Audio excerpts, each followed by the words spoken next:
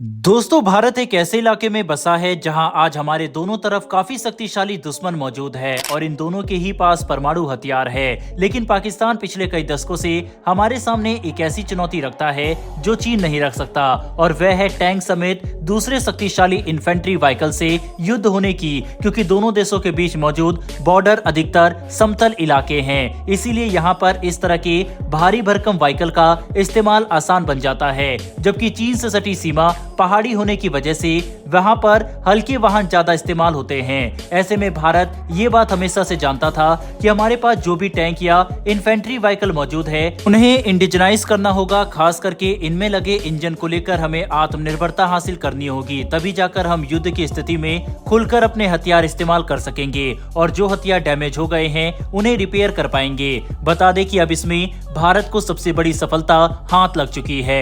Latest update के मुताबिक भारत में लाइसेंस प्रोडक्शन के तहत बनाए जाने वाले UTD-20 इंजन पर हमने 100% स्वदेशीकरण पा लिया है। दोस्तों, इंजन फैक्ट्री अवादी द्वारा बनाए जाने वाले ये इंजन अब पूरी तरह से भारत के अंदर बनाए जा सकते हैं, वह भी बिना किसी फॉरेन पार्ट के इस्तेमाल के, जो भारत के लिए काफी बड़ी सफलता है। UTD-20 इंजन का इस्तेमाल हम अपने BMP इन्फेंट्री व्हीकल में करते हैं, जो हमारे पास 2500 की संख्या में उपलब्ध है। यह इन्फेंट्री फाइटिंग व्हीकल हमेशा से ही भारत के लिए एक बैकबोन की तरह रहा है, जिनका इस्तेमाल युद्ध के दौरान इन्फेंट्री को सपोर्ट पहुंचाने और युद्ध में दुश्मन को भारी नुकसान करने के लिए किया जाता है।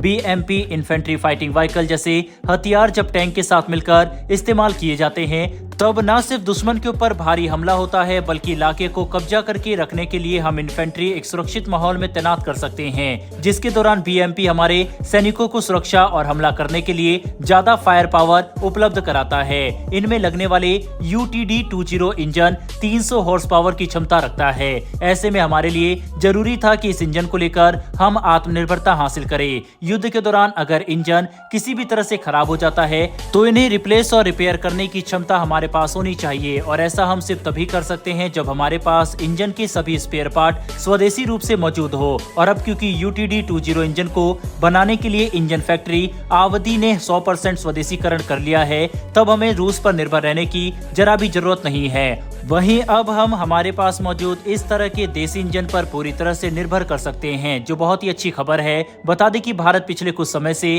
टैंक को लेकर काफी नए एक्सपेरिमेंट कर रहा है। भारत के पास T-90, T-72 जैसे रशियन टैंक मौजूद है, लेकिन हम अपने पास नए टैंक शामिल करना चाहते हैं। भारत का अर्जुन टैंक कहीं ना कहीं ज्यादा भारी होने की वजह से आर्मी की पसंद नहीं बन सका, और चीन के साथ बढ़ता तनाव भी इस बात को दर्शाता है कि अब हमें हल्के टैंकों की जरूरत है, जिसके लिए जोरावर लाइट टैंक प्रोजेक्ट तेजी से आगे बढ़ रहा है। ऐसे में UTD-20 जैसे 300 हॉर्स पावर के सक्षम इंजन पर 100% आत्मनिर्भरता हासिल करना भारत के लिए बड़ी कामयाबी है।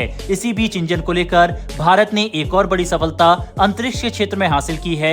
धरती पर आर्मी के पास मौजूद इन्फेंट्री फाइटिंग व्हीकल और टैंक में लगने वाले शक्तिशाली इंजन पर तो हम 100% आत्मनिर्भरता धीरे धीरे हासिल कर रहे हैं। वहीं दूसरी तरफ अंतरिक्ष में भारत रॉकेट इंजन को लेकर हमेशा से ही आत्मनिर्भर रहा है। भारत के पास मौजूद रॉकेट इंजन की तकनीक देखकर अमेरिका और फ्रांस से लेकर चीन, जापान जैसे देश भी हैरान रह जाते हैं, जिसमें अब एक नया LME-1100 जुड़ चुका है। इस इंजन का नाम LOX मीथेन इंजन 1100 है, जो इतना सक्षम है कि इसका इस्तेमाल करके हम रॉकेट को एक बार नहीं बल्कि 20 बार इस्तेमाल कर सकते हैं। आपने बिल्कुल सही सुना, एक ही रॉकेट को हम 20 बार इस्तेमाल कर पाएंगे। यानी जहां हमें अलग अलग तरह के उपकरण अंतरिक्ष में भेजने के लिए हर बार एक नए रॉकेट का इस्तेमाल करना पड़ता था, आने वाले समय में हम एक ही रॉकेट के इस्तेमाल से 20 अलग अलग तरह के उपकरणों को अंतरिक्ष में भेज सकेंगे। इस तरह के रॉकेट को हम रीयूजेबल रॉकेट कहते हैं, जो हाल ही में सामने आए हैं, और भारत को ये बात अच्छे से पता है कि आने वाले दशकों में अंतरिक्ष में सैटेलाइट समेत दूसरे उपकरणों को लॉन्च करने की जरूरत बढ़ने वाली है, और इनका प्राइवेट मार्केट भी $multi-billion का होगा। ऐसे में अगर हमारे पास LME-1100 जैसे इंजन मौजूद होते हैं तो इनका इस्तेमाल करके हम अपने प्रॉफिट को कई गुना ज्यादा बढ़ा सकते हैं, जो भारत को स्पेस लॉन्च के क्षेत्र में बादशाह बना के रख देगा।